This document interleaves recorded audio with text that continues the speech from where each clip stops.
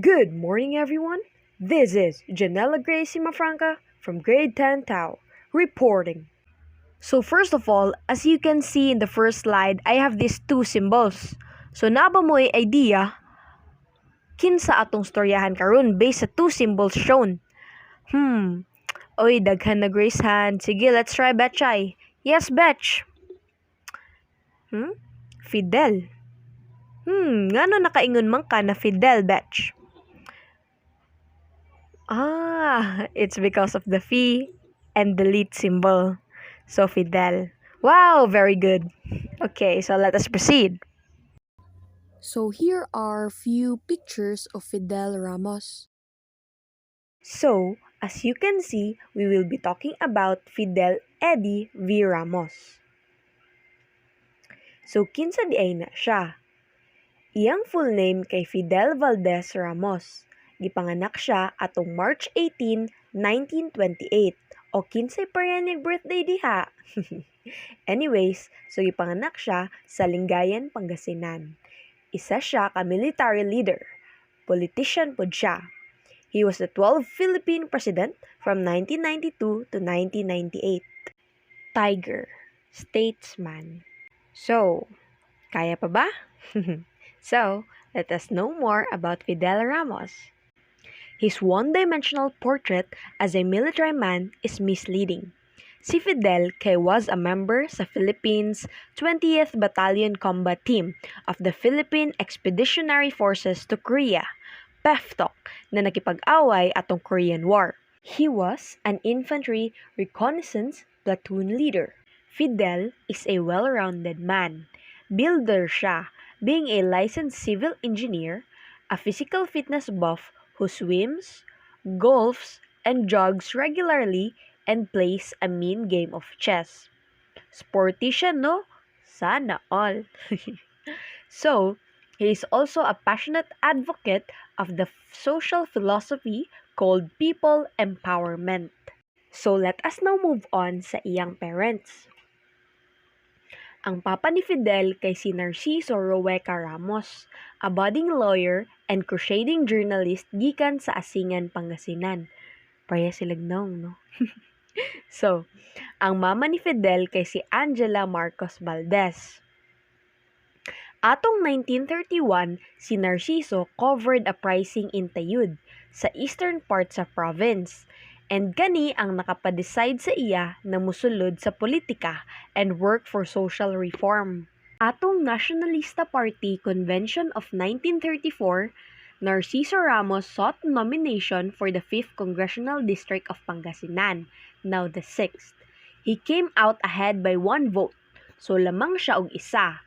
Pero ana mga party leaders na di daw to majority vote, ensuing caucus. Caucus meaning a meeting at which local members of a political party register their preference among candidates running for office or select delegates to attend a convention. A veteran politician, Angel Pine, was named in his place. Narciso Ramos appealed to Don Daniel Maramba, ang province's political kingpin, ug kadugayan decide na suportahan iyang candidacy or pagdagan. The 5th district was declared a free zone and he won by a decisive margin. Nidagan si Narciso for the legislature for another time, and another, and another. So bale, katulo, and won decisively with the aid of his wife, Angela. She was an important ally who charmed and drew the voters with their gentle ways and crowd-drawing eloquence or kanang fluent or persuasive na pagkastorya. So, si Fidel kay naidwa ka igsuon. Si Leticia og si Gloria. Tamo na si Leticia Pero si Gloria wala ko makita na pictures niya sa Google. But anyways, let us proceed. So, they grew up in a people-oriented provincial atmosphere. Na sila mga gipaabangan na balay sa Lingayen ug naghan po dito ang nakapuyo na lain-lain ng mga tawo, dili lang kay mga constituency gikan sa 5th district, pero naasay gikan sa lain ng mga lungsod. Ang mga tawo sa ilang lungsod kay nagtayo or kanang naghimo og mga business to do the capital would gravitate, meaning para mas attractive ba sa ilang mga balay since wala say mga lodging houses atong panahona. If dili sila kaapa sa last pantrangko bus home. If naay mga occasions, si Fidel ug iyang mga igsuon kay ilang ginalend ilang beds or sleeping mats sa ilang guests. Og sa mga newspaper sa iyang papa na wala pa nabaligya, dito sila mga tulog. Kaya, di ba, nag-ano man na yung papa newspaper. So, si Fidel, kay di jud siya musulod og politics, not until half a century ang nilabay. Pero ang political talk that swirled around his childhood may have seeped into his subconscious and given rise to a political ambition that would be fulfilled. In elementary school sa Lingayen, si Eddie kay hilumon ug ulawon, pero consistently nga top student. Og ni-graduate pa jud nga valedictorian. Oh, sino ka dyan? So, atong panahon na, gipakita na niya ang iyang hilig sa sports.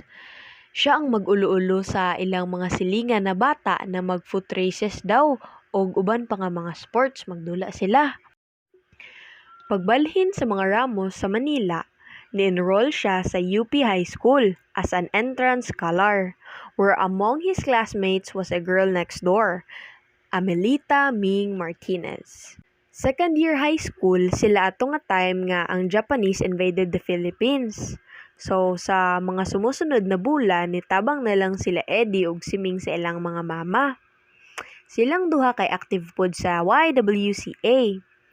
Tend to the food and medical needs of the Filipino prisoners of war in Capas, Tarlac, among whom were uncles and cousins. Dayon, 12 years old pa, pero si Eddie kay proficient na in typing and stenography.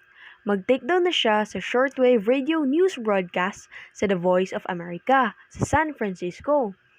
Type up his notes and ipang turnover niya sa isa ka uncle for dissemination underground. Iyang papa nga ni-refuse na mag-serve sa Japanese-sponsored government ni appeal sa resistance movement. 1944 nibalik ang mga Ramos sa Asingan og didto nila gipadayon ang ilang guerrilla activities. Dayon si Eddie iyang gispend ang rest sa iyang war years na nagplant og vegetables, apil-apil og sports activities og nagaserve as courier for various guerrilla units. Pero, before ta mo padayon, nasa tay gamay na activity. Familiar naman siguro mo anin, no? 2 truths and a lie. So, na ako'y 3 ka choices dere, nga related kang Fidel Ramos. Duha ani ang tinuod. So, isa ani ang dili.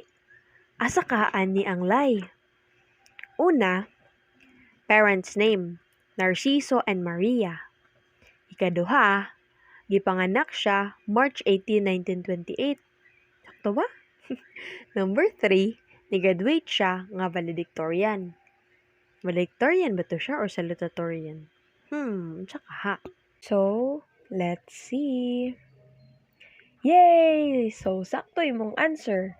Number 1. So, ang sakto di ay kay Narciso og Angela. And because of that, nakay reward sa ako. Ten-ten-ten! Woohoo! You did it! Congratulations! Abi ni mug na ko'y hatag no, yay kay ka. Char, bitaw, ipatarpulin ta na para di ka magmahay. So, padayon ta. Pag human sa war, nibalik na si Narciso sa Manila para mobalik og lingkod sa Kongreso.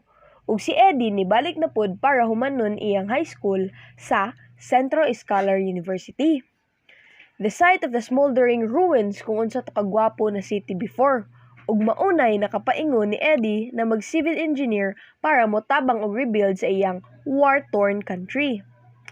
Eddie was taking engineering course sa National University when he learned na ang competitive examinations kay held for the Lone in Philippine slot at the U.S. Military Academy, West Point, sa New York. He promptly applied ug ni-top siya sa examinations. So, naging maayo ang dagan ni Ramos dito sa West Point, where its rigorous physical and intellectual requirements develop in him habits of discipline, hard work, thoroughness in the performance of tasks, and physical, moral, and intellectual qualities that would later form the bedrock of his fitness for the arduous task for the presidency. Si Ramos kay ni-graduate in 1950. Nahuman siya as 64th out of 617 niya na fellow students. Imagine, he is within the upper 10% sa ilang class. Such accomplishment won him honor membership sa U.S. Honor Society, the Phi Kappa Phi. Pero di pa dito nahuman niyang pagskwela. Nag-master's degree pa siya in civil engineering for another year. Sa University of Illinois ay siya nibalik sa Pilipinas. He was commissioned second lieutenant in the Philippine Army ug naghope na makatrabaho kauban ang the Corps of Engineers. But instead, gi-assign siya sa infantry para mangulo sa 2nd BCT, a heavy weapons platoon sa bagong organized nga battalion combat team. Dayon, pila na lang kabulan na he would fight sa Korea in some of the fiercest battles against the Chinese Communist forces. So, as you can see in this slide, na-picture diri, mao ni ang katong 20th Battalion Combat Team, Philippine Expeditionary Force to Korea. So, muni sila tong sa war atong sa Korea atong nga time. In the spring of 1952, 2nd Lieutenant Fidel Ramos, now as member of the 20th BCT, Philippine Expeditionary Force to Korea, kay naatasan na mangulo sa final attack sa isa ka hill na ginatawag og Iri, which the enemy stubbornly held no matter how many casualties they took. Ang assault kay giplano ni Major Felizardo Tanabe, Battalion Operations Officer, o gi-execute ni Ramos og ang reinforced platoon na iyang gipanguluhan. The enemy was routed. The Filipinos suffered no casualties ug si Ramos kay nakakuha og one of many medals na iyang ma-decorate ug mabutang sa iyang dughan. Ug kato na success ni Eddie ang gahatag og way para ma-promote siya as temporary first lieutenant. Wow, very good. Pero before ta mo padayon, naasa ko'y pangutana. Isa lang good para lang may balan kung naminaw ba jud mo. So, akong pangutana kay, di ba si Fidel ni graduate og 1950? Ikapila siya out of 670 ka students. A or Chucky, 54th. Dutch Mill, 64th. Zesto, 59th. Unsa kaha? Basig inyong pilion ha, ang kanar pong paborito ninyo. Kana pong sakto ang answer. Lami bitaw na tanan. Okay. So, oy nainingon sa chat box ay 64th daw, Dutch Mill. Sige, tan-awon ta. Uy, Dutch Mill, yehey! So, nirank day siya 64th out of 670. Very good. And because of that, imo na ning Dutch Mill, o kaluoy pod nimo. Oy, sige, unsay address nimo, pakibutang sa chat box. So, back in the Philippines, iyang mga thoughts can turn into hearth and home of Eddie started an earnest courtship of Ming Martinez. Ay! Dayon, gikasal sila atong October 1953. Soon after marriage, ni short-lived na siya sa iyang military duties para mag-review sa 1953 board exams for civil engineers. Iyang classmate sa una tong sa iyang National University days, si Isidro Carino, kay ni top sa exam, while Ramos kay naka-8. O diba? Not bad. Sa kadagan sa nang take, naka-8 pa siya. Very good. Ang AFP programs, the career pattern of its officers para mag-develop og well-rounded officers sa pamaagi nag-alternating field assignment sila, staff work, and schooling. Officers perceived to have potential are chosen to undergo further schooling in specialized areas. In between field assignments, in areas where hook rebels were most active, si Ramos kay gipadala sa Fort Benning, Georgia, atong 1955 to hone his infantry officer skills and to the Special Forces course at Fort Bragg in the early 60s. Sa Fort Benning, nahuman siya nga ikaduha in a batch of 109 sila kabuok officers from the US and allied countries. Dayon, sa Fort Bragg, di-graduate pud siya na top sa ilang klase. O grabe na dyan ni si Fidel ba, di na dyan ni mo ma-reach. Sana all, sir! Si Captain Ramos kay nag-organize atong 1962 og First Special Forces Company airborne in the Philippines. Mga sundalo na pwede makadeploy quickly gamit ang parachute in small groups behind enemy lines. Kani sila kay mga experts sa unconventional fighting techniques ug capable sa rallying local forces to worm or fight sa ilang side. Kanina concept kay mauna ron ang basis sa anti-insurgency effort sa AFP.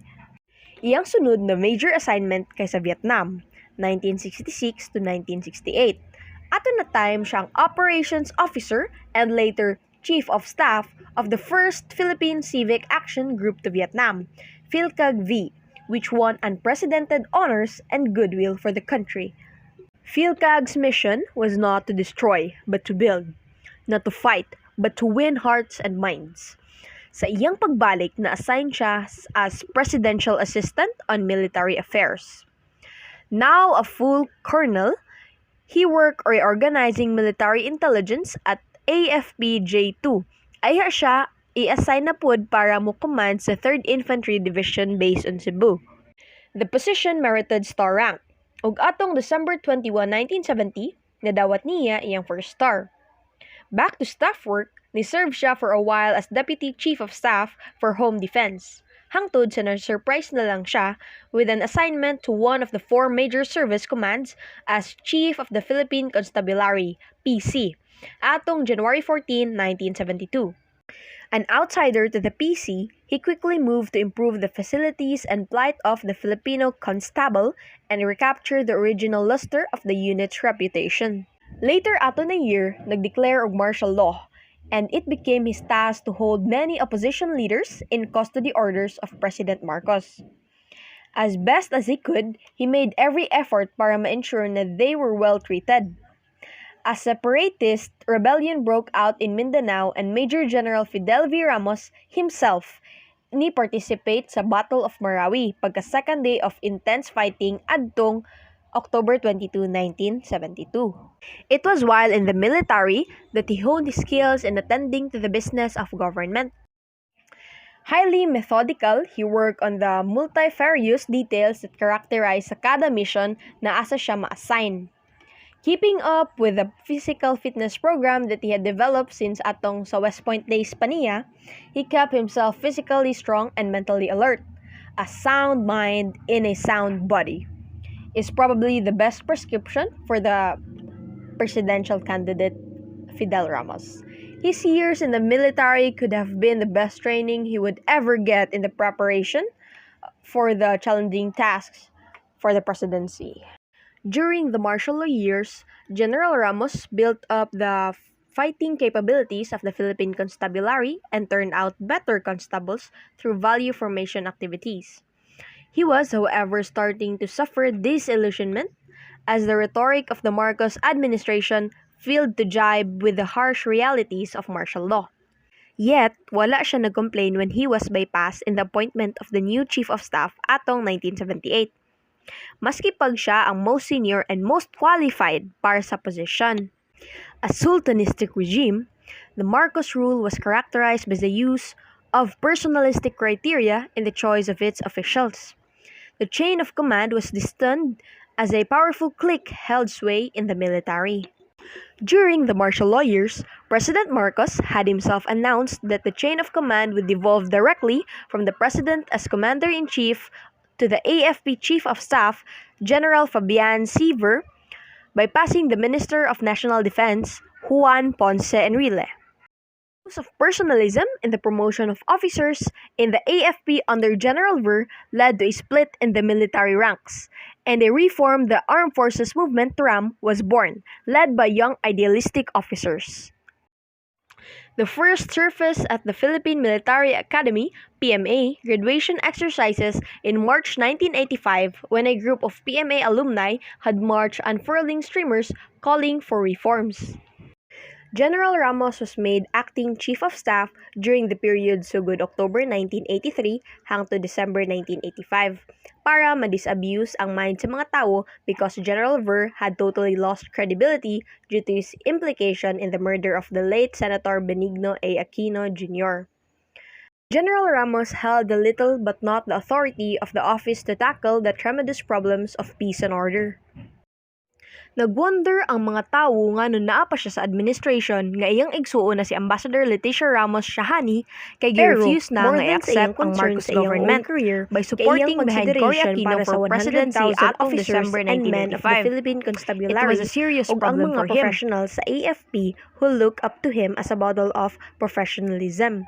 It was a great personal dilemma for him.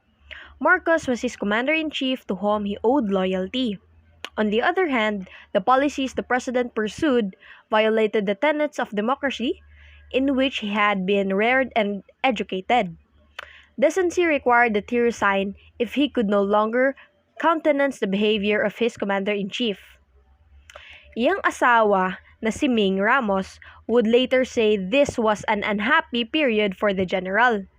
"If I resign," he told her, "what will happen to the professionals in the AFP? They would surely go after them," si Marcos ug si Ver. Kailangan niya mustay para i-protect sila and so went about his tasks with his usual diligence. He would act at the proper time. Ramos orchestrated the military strategy of the EDSA People Power Revolution using psychological warfare tactics to make the country believe that the putschists had the upper hand. Every hour or so, he would announce which military units had joined the revolt against Marcos, which came from across the armed forces of the Philippines. When General Ramos learned that Colonel Lim was ordered by President Marcos to disperse EDSA crowds, he contacted him and told him what his orders were. Ramos left it to Lim to decide on what he would do in the face of such an order from Marcos Malacanang. Philippine Air Force pilots from Basa Air Base bombed the Malacanang grounds, delivering the message to the president that he could no longer expect protection from the AFP. Under his leadership, the AFP supported Cory Aquino and all of the 6 coups that the RAM in the military had waged against her, and helped her survive all the challenges to her rule. She acknowledged this role of General Ramos when she finally endorsed him in the 1992 presidential elections. In the ensuing regime, Ramos was immediately appointed Chief of Staff of the new armed forces. Uy! Ayun! Games na pod! So, para maparisan po to inyong drinks, di ba? Lain pod kaayo nga kanang drinks, sir, wala may pagkaon. So, nakapangutana, ay mo makakuhag pagkaon. So, si General Ramos was made acting Chief of Staff during the period from blank 1983 to blank 1985. Unsa kaha? So, for A, Rebisco, October to October. B, for Fita, October to November. C, para sa Magic Flakes, October to December. So, unsa kaha? Nawa mo na-think, guys? Okay, na ini-answer sa chat box. C daw, si Magic Flakes. So, October to December. Tanaw na to kung sakto ba yung answer, ha? So, iyang answer kay October and December. So, tanaw na to.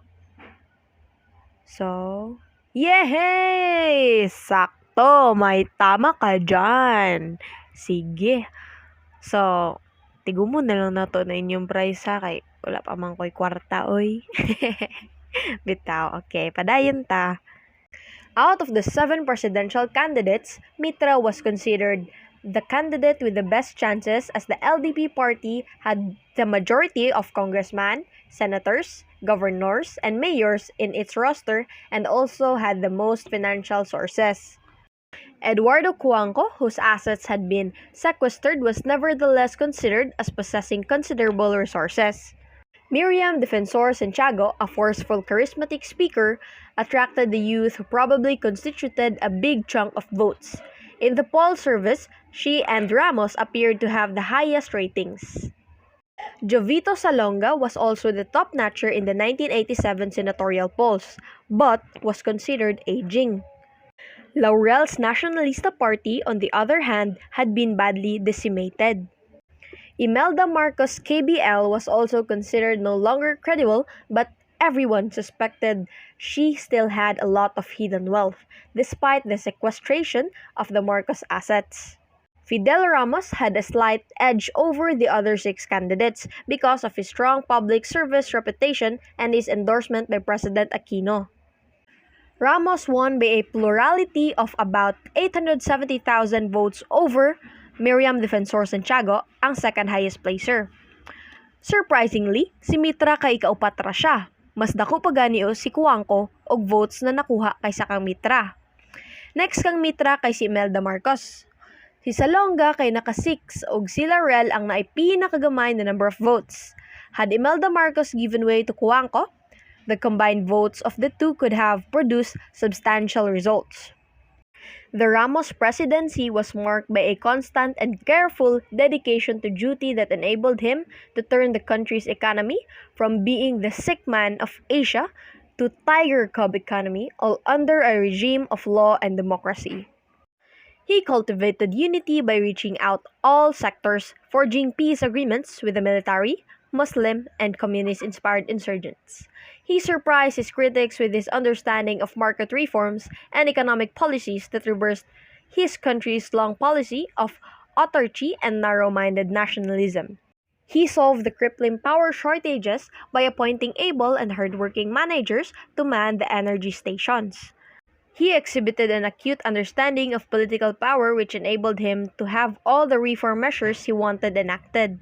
Abroad, he gained stature as a leader in the region of Southeast Asia and developed close and personal ties with heads of state.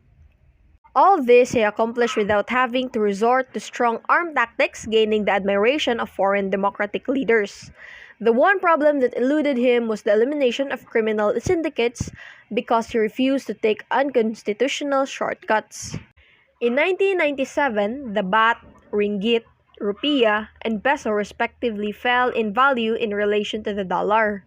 But the Philippine peso did not suffer as much as the ringgit and rupiah. The public has been generally satisfied with the government's performance. In a poll held December 1997 by the social weather stations SWS, more people expressed satisfaction over how the government was running the country at a time when financial storm was hovering across Southeast Asia. On December 2, 1997, President Ramos issued the following statement upon his arrival from the 1997 APEC Economic Leaders Meeting in Vancouver, Canada. We are a nation that is at peace with our neighbors and at peace with itself, thriving in an environment of regional and internal stability. Regional stability derives from the emerging strategic balance in the Regional stability derives from the emerging strategic balance in the area and the new culture of consultation and dialogue that is developing in the Asia-Pacific, a balance and a culture which the Philippines and its ASEAN partners vigorously upheld.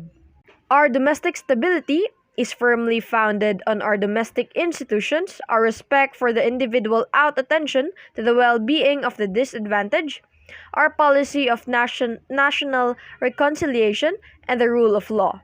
We seek to ensure enduring stability and sustainable growth for the future by striving to find our place in the industries and society of the future.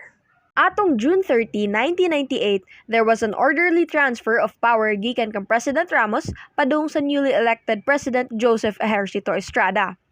He turned over to the next administration a political system characterized by a dynamic democracy and empowered citizenry, and an economy that is better positioned to exploit global opportunities and pole vault into the 21st century because of its sound fundamentals, a network of infrastructure facilities supportive of sustained growth and environment that is cleaner and greener, a bureaucracy that is more competent, honest, and caring, and a people respected in the international community.